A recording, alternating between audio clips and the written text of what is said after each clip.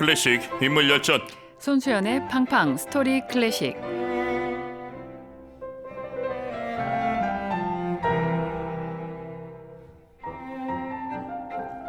사랑하면 알게 되고 알게 되면 들립니다. 클래식 음악사의 한 획을 그은 특별한 연주자와의 만남. 드라마틱한 삶을 살았던 음악가 인생과 음악 이야기가 있습니다. 매주 금요일 클래식 연주자들의 영화 같은 인생 이야기를 들려주시는 음악평론가 손수연 교수님, 안녕하십니까? 안녕하십니까? 좋은 아침입니다. 네, 좋은 아침입니다. 가을 어떻게 보내고 계십니까? 잘 보내고 있습니다. 살 것 같습니다. 아, 그렇습니까? 네. 예, 여름이 지나가서 네. 시원한 가을을 지나 추운 겨울을 앞두고 있습니다. 네, 그리고 저는 워낙에 또 11월을 좋아해서요. 네. 아주 요즘 행복한 나날입니다. 11월이 좀 짧아진 기분 아니에요? 11월은 항상 짧게 느껴지죠. 왜냐면 12월을 생각하고 있으니까 11월은 뭔가 좀 지나가는 달이긴 하지만 그래도 저한테는 굉장히 항상 좋은 일들도 많았던 시기가 11월이어서 네. 11월을 좀 좋아하는데 이제 11월이 시작이 되었습니다. 그렇군요. 이 11월에 잘 어울리는 아티스트로 오늘 가져오셨습니다. 네, 이 겨울의 길목에서 네. 이분 한번 듣고 이제 시작을 해야 되지 않을까 생각합니다. 네. 오늘 팡팡 스토리 클래식에서 만나볼 주인공은 정말 많은 성악가들이 존경하는 분입니다. 누구죠? 네, 맞습니다. 오늘 만나실 음악가는 바리톤 디트리 피셔 디스카우입니다. 디트리히 피셔 디스카우는 음반이 많아서 쉽게 찾아 들을 수 있는 분인데요. 제 방송에서도 워낙 많이 틀고 있습니다. 네, 뭐 도이체 그라모폰에서 가장 많은 음반을 녹음한 그런 대표적인 성악가라고 할 수 있고요. 네. 또 그만큼 이분이 음반을 많이 낸 거에는 이분 음반에 대한 수요가 많았기 때문이다라고 말씀을 드릴 수 있고요. 이 독일 출신입니다. 그래서 바리톤 디트리 피셔 디스카우는 헤르만 프라이, 또 엘리자베스 슈바르츠코프, 크리스탈 루드비히, 프리츠 분덜리히 같은 그런 성악가들과 함께 2차 대전 이후에 독일 음악계를 대표하는 어떤 성악계의 거장으로 불리는 인물입니다. 또 동시에 독일의 예술가곡인 리트를 수많은 후배 성악도들에게 교과서로 이제 통할 만한 그런 연주의 모범을 보인 사람이기도 합니다. 솔직히 공부할 때는 제가 저는 같은 바리톤이기 때문에 헤르만 프라이와 어쩔 수 없이 뭔가 비교를 하게 그렇죠. 되었어요. 예, 그래서 헤르만 프라이 소리가 훨씬 좋다. 이 고음으로 들어가는 빠사초 부분이나 윤기적인 부분이나 프라이가 좋다라는 생각을 항상 했었는데 이제 다시 디스카우를 들으면 예전에 그런 생각들이 얼마나 철부지 없었는지 생각을 합니다.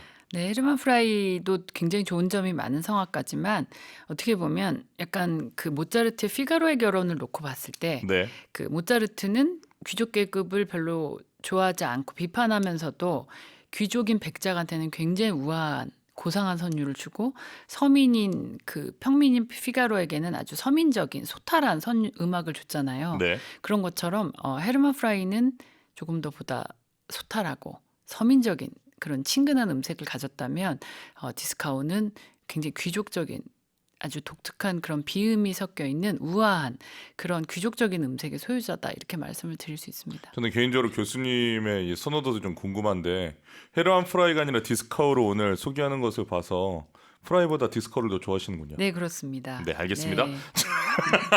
지금 사실 손수연의 팡팡 스토리 클래식에서 처음으로 소개하는 바리톤이 아닐까요?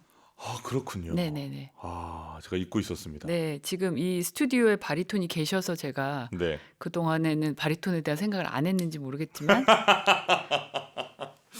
전혀 그럴 뿐이 아니라는 걸 제가 잘 알고 있습니다. 네, 그렇습니다. 고맙습니다. 자, 리트로 디스카우는 유명했지만 그 외에도 다양한 레퍼토리를 가지고 있지 않습니까?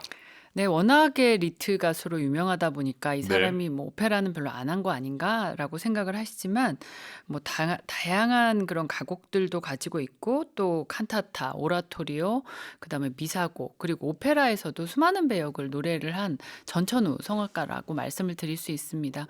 그런데 이제 독일어가 흔히 별로 음악적인 언어가 아니다. 노래하기 쉽지 않다. 폐쇄음이 굉장히 많기 때문에 그런 이야기를 들었는데요. 이 디스카우에 의해서 비로소 뭔가 예술적으로도 굉장히 뛰어난 경지를 보여줄 수 있는 언어가 되었다. 이렇게 볼 수 있으니까 디스카우의 공이 굉장히 크다 할 수 있겠습니다. 그렇군요.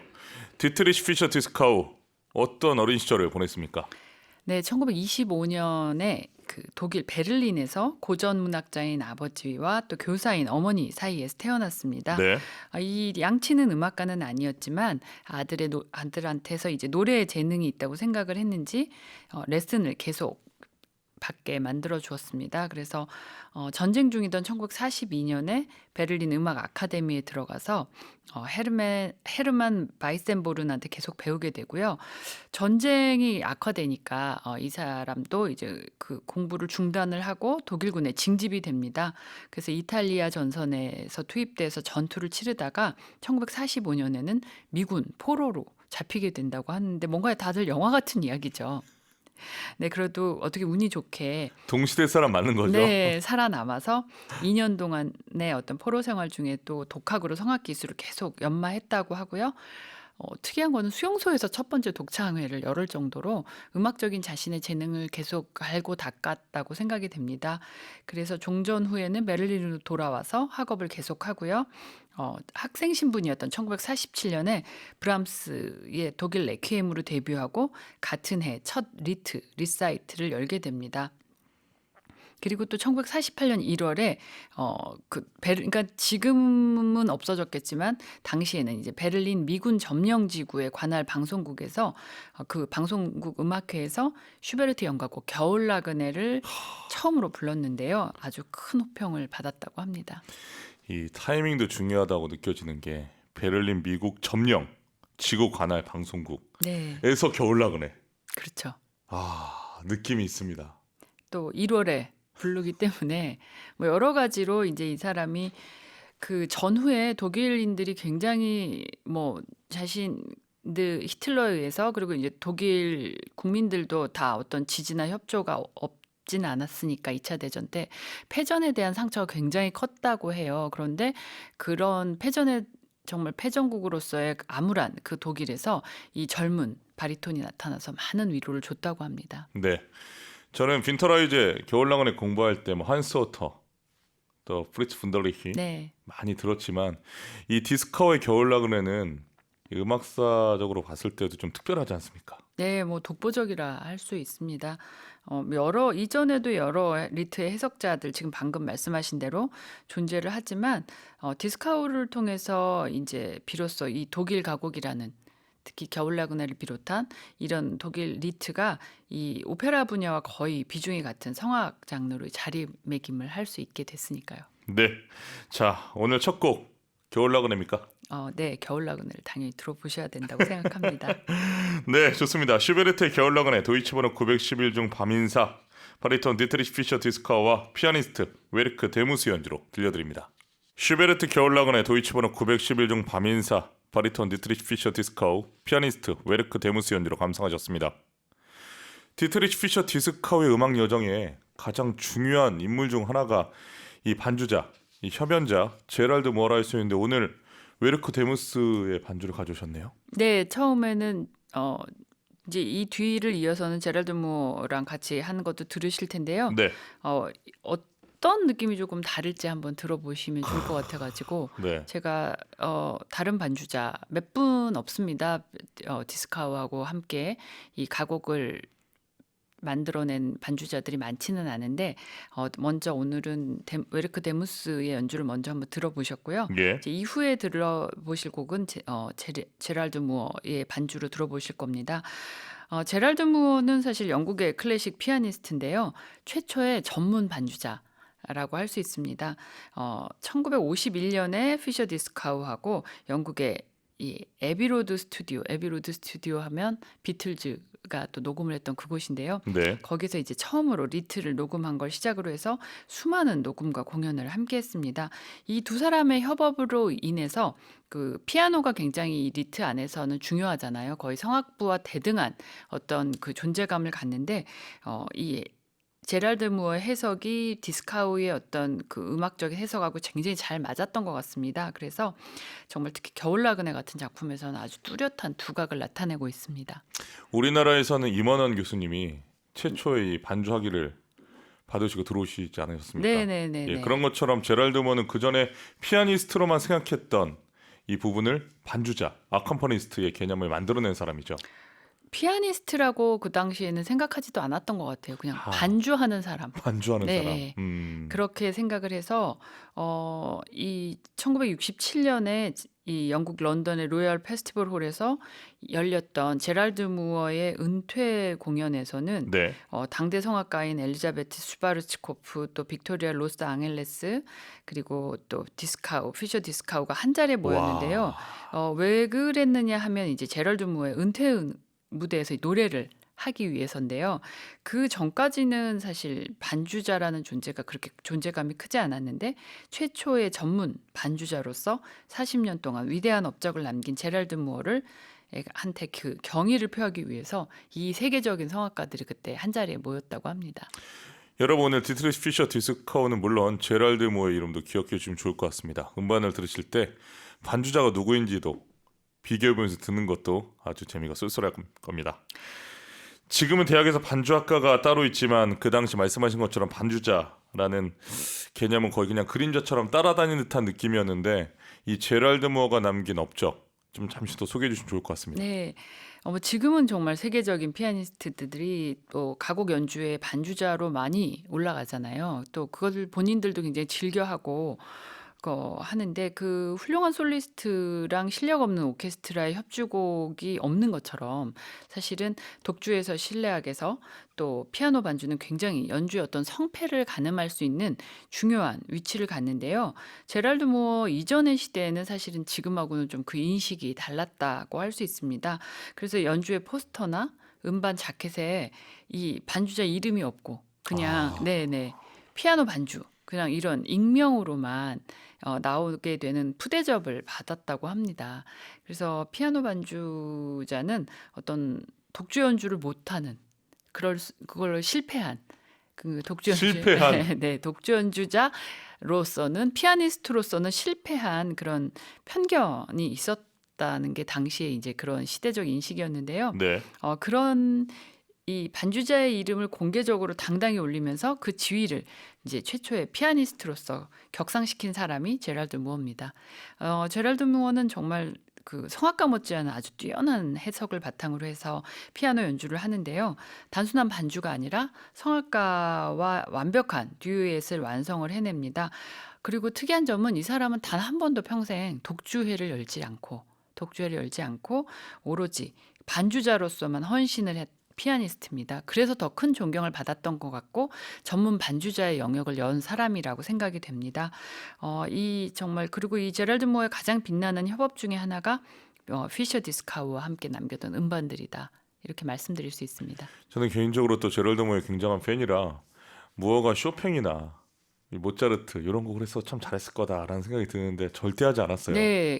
개인적인 독주에는 전혀 하지 않고 오로지 반주자로서의 역할만 충실히 했는데 그 반주자가 단지 그 솔리스트를 보조하는 역할에서 넘어서서 대등한 어떤 음악적인 완성도를 위해서 대등한 위치에 서 있는 그런 존재로 만들었다는 점에서 이분 참 대단하다 생각이 듭니다. 존경스럽습니다. 1967년 2월 20일에 은퇴 연주회를 열었지만 제럴드 무어는 피셔 디스커루에서는 좀 더 같이 연주를 했죠. 네, 공개 연주회에서는 은퇴했는데요. 네. 72년도에 피셔 디스카우와 함께 또 녹음을 같이 하게 됩니다. 이 두 사람의 협력은 사실은 그 전까지의 어떤 리트 해석과는 다른 새로운 기준을 제시하면서 오늘날에도 정말 많은 영감을 주고 있죠. 이런 반주자가 또 나올까 이런 생각이 듭니다. 제가 들었을 때는 그만큼 어떤 슈베르트가 추구하고자 했던 어떤 이상 이런 것들을 슈베르트 연가곡집에서 정말 잘 표현을 하고 있다고 생각합니다. 알겠습니다. 그럼 여기서 디트리시 피셔 디스커의 두 번째 연주 감상해 보실 텐데요. 제럴드 무어와 함께 연주한 곡 추천해 주시면 좋겠습니다. 어떤 곡입니까? 근데 뭐 대표적인 곡이죠. 보리수를 한번 들어보시겠습니다. 네, 슈베르트의 겨울나그네 도이치번호 911중 보리수 바리톤 디트리시 피셔 디스커와 피아니스트 제럴드 무어의 연주로 들려드립니다. 슈베르트 겨울나그네 도이치번호 911중 보리수 바리톤 디트리시 피셔 디스커와 피아니스트 제럴드 무어가 연주했습니다. 지난 일요일 클래식 라이브러리 코너에서 디트리시 피셔 디스커가 부른 마왕을 들었는데 슈베르트의 마왕도 디스커가 자주 불렀죠. 굉장히 많이 불렀고 어떻게 보면 이 마왕도 어떤 디스카우로 인해서 정말 새롭게 사람들에게 각인이 된 곡이다 이렇게 말씀을 드릴 수 있습니다.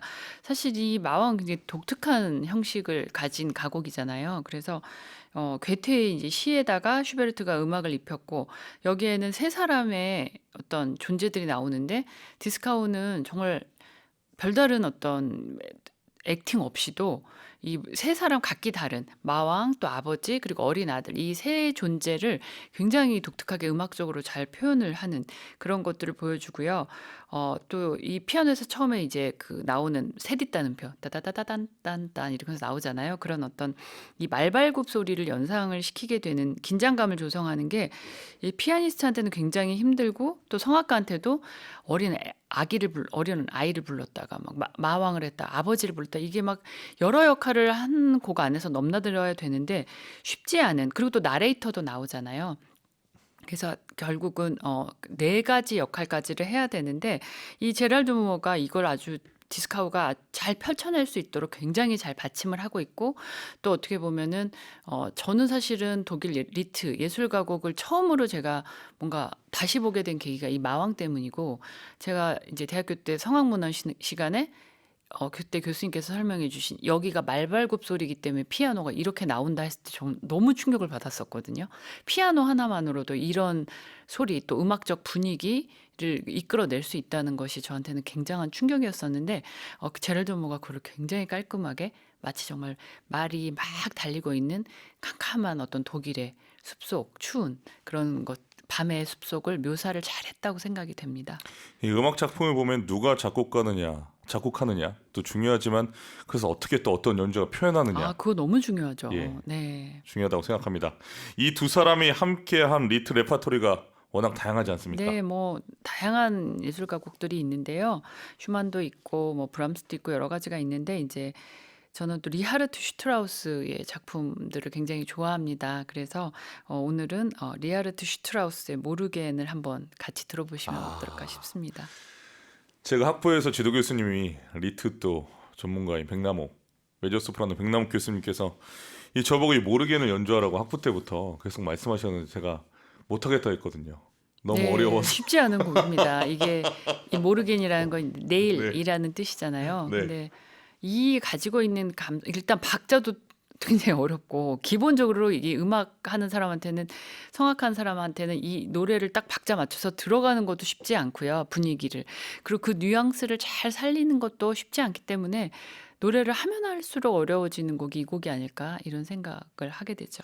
그리고 학부 때는 이 마왕 같은 곡은 끝나고 나서 인사하고 박수를 받고 바로 들어갈 수 있는데 굉장히 뭔가 모르게는 네. 계속 서 있어야 되지 않습니까? 저는 그것도 좀 힘들더라고요. 그게 이제 슈만에서 나온 건데 슈만 가곡이 뒷부분이 굉장히 반주가 깁니다. 그러니까 사실 성악가 입장에서는 뭔가 뻘쭘한 상황이 연상이 계속 되는 거죠. 뭐 오페라 아리아처럼 고음을 촥 내고 끌어주거나 아니면 마왕처럼 죽었다 이러면서 땅땅 하고 끝나면 들어가면 되는데 슈만의 가곡들이라든지 슈트라우스의 모르겐 같은 곡들은 뒤에의 반주부가 아주 아름답게 정말 꿈처럼 펼쳐지는데 듣는 이들한테는 굉장히 좋은 순간이지만 성악가는 정말 굉장히 어떻게 보면은 뻘쭘한데 속으로 그러니까 대부분 눈을 감고 서 계시더라고요.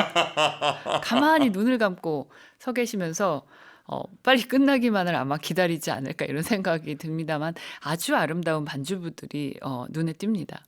그러니까 그때는 그 부분을 즐길 수 없었던 것 같아요 무대에서. 근데 지금은 어느 정도 가능할 것 같은데 그때는 참 어려웠어요.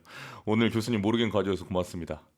자, 바로 듣겠습니다. 리하르트 슈트라우스 모르겐, 바리톤 디트리시 피셔 디스카우와 피아니스트 제럴드 모의 협연으로 듣겠습니다. 리하르트 슈트라우스 모르겐, 바리톤 디트리시 피셔 디스카우와 피아니스트 제럴드 모의 협연으로 감상하셨습니다. 신기한 게 이 성악가만큼 호불호가 갈리는 장르가 없지 않습니까? 그렇죠. 그런데 디트리시 피셔 디스카우를 욕하는 사람은 전 잘 들어본 적이 없습니다. 네, 맞습니다. 저도 이 사람을 싫다고 하는 사람은 별로 본 적이 없어서 대부분 다 좋아합니다. 더군다나 싫어하지 않을 뿐만 아니라 네, 굉장히 다들 좋아하는 무슨 이유가 이 피셔 디스카우를 그런 어떤 음악사를 대표하는 성악가로 만들었을까를 생각을 해보면 네. 그 평론가 이엔스 말테 피셔의 의견을 따르면은 한결같은 연주, 를 꼽습니다. 아시다시피 이탈리아 성악가들 같은 경우에는 특히 남성 성악가들은 굉장히 이 연주의 격차. 업다운이 심하죠. 어느 날은 너무 좋은 연주, 어느 날은 또 정말 저 사람이 저렇게 노래했다고 하는 그런 격차가 굉장히 심한데 디스카우는 그리고 사실 또 어떤 성악가들이든지 뭐 유명한 성악가라고 해도 이렇게 무대에서는 아주 좋은 것을 보여줬는데 또 녹음해서 그렇지 못한 경우라든지 뭐 여러 가지가 굉장히 많지 않습니까? 그런데 디스카우는 모든 배역, 모든 무대에서 정말 한결같은 그런 안정감, 최고 수준의 연주를 보여주고 있기 때문에 이 사람이 오늘날 굉장히 존경을 받는다. 그러니까 녹음이나 무대나 오페라나 리트나 뭐 칸타타나 전혀 달라지지 않는 한결같은 수준의 연주를 선보이기 때문에 굉장히 존경을 받고 사랑을 받는다고 생각을 합니다. 근데 이게 이제 그냥 얻어진 건 아니고요. 타고난 재능도 있었겠지만 정말 꾸준히 연습을 하고 잠시도 게으름을 부르지 않았기 때문에 얻을 수 있는 결과였다고 생각을 합니다. 그리고 전 세계를 이제 요즘은 성악가들이 막 빛의 속도로 돌아다니면서 어제는 뉴욕에서 오늘은 파리에서 뭐 이런 식으로 연주를 하고 다니잖아요. 예. 근데 사실 디스카우는 20세기 후반에도 그런 점들을 이해할 수 없다라고 이야기를 했습니다. 작품을 대할 때는 정말 진지해야 되고 학구적이어야 되고 또 성악가가 절대 작곡가를 앞질러 가서는 안 된다라는 그런 어떤 그 사람의 철학이 있었기 때문에 이렇게 얘기했대요. 그러니까 성악가들은 주인의 포도밭에서 일하는 일꾼입니다. 그 이상은 아니다. 라고 이야기를 할 정도로 자신의 존재감을 굉장히 낮추면서 그러면서도 아주 성실하게 연주를 진지한 자세로 임했기 때문에 오늘날까지도 많은 후배 음악가들 그리고 관객들에게 사랑을 받지 않나 싶습니다. 신비하고 오묘한 성악가입니다. 네, 예. 맞습니다. 어떻게 보면 임팩트가 부족할 수 있는 거 아닙니까? 근데 이제 이 평소에 그런 과시적인 태도 제가 자꾸 비교해서 죄송하지만 이탈리아 성악가들 같은 아, 왜 이렇게 이탈리아 성악가 이렇게 저는 미워하십니까? 이탈리아 남자 성악가들 그런 태도가 조금 전 그렇게 썩 마음에 들지는 않아서 네. 이런 진지한 사람이 좋습니다. 그래서 어떤 음악에 대해서 과시적인 태도가 없이 굉장히 겸손하면서도 자신의 어떤 능력치를 최대한 보여줄 수 있기 때문에 단지 정말 이 사람이 포도밭의 일꾼으로 내려가지 않고요. 악보에 보이는 작곡가의 어떤 연주 지시를 맹목적으로 충실했던 그런 연주자는 절대 아니었고요. 정말 그 작곡가가 진정으로 전달하려고 했던 감정, 의미 이런 것들을 최대한 이끌어내려고 정말 탐구하고 또 무대에서도 아주 정말 공들여서 그것들을 펼쳐 보였기 때문에 오늘날의 디스카우에 대한 평판이 있지 않나 생각합니다. 네. 그렇다고 악보에만 또 집착을 했던 연주자는 아니지 네, 않습니까? 전혀 아닙니다. 어떤 악보 이상의 작곡가가 말하고자 했던 것이 무엇이었을까를 정말 진지하게 탐구한 성악가입니다. 네. 앞서도 언급했지만 리트로 너무 유명해서 그렇지 디트리시 피처 디스커가 오페라 가수로서 활동을 안 한 건 아닙니다. 또 활동을 좀 꽤 하지 않았습니까? 굉장히 많은 활동을 했고요. 네. 수많은 오페라들에 출연을 했습니다. 근데 이제 이 사람이 워낙에 막 그런 좀 전에 말씀드린 대로 그런 전형적인 오페라 가수 같은 행동을 하지 않았기 때문에 진지한 어떤 리트 가수로만 생각이 되지만 오페라에서도 뛰어난 업적을 남겼고 사실 음성 자체가 막 우렁차거나 막 아주 그 무대를 압도하는 그런 성량을 가진 성악가는 아니었기 때문에 그렇기 때문에도 또 오페라에서는 존재감이 많지 않는 것처럼 흔히들 생각되지만 사실 그렇지 않습니다. 수많은 오페라 지휘자한테 사랑을 받았는데요.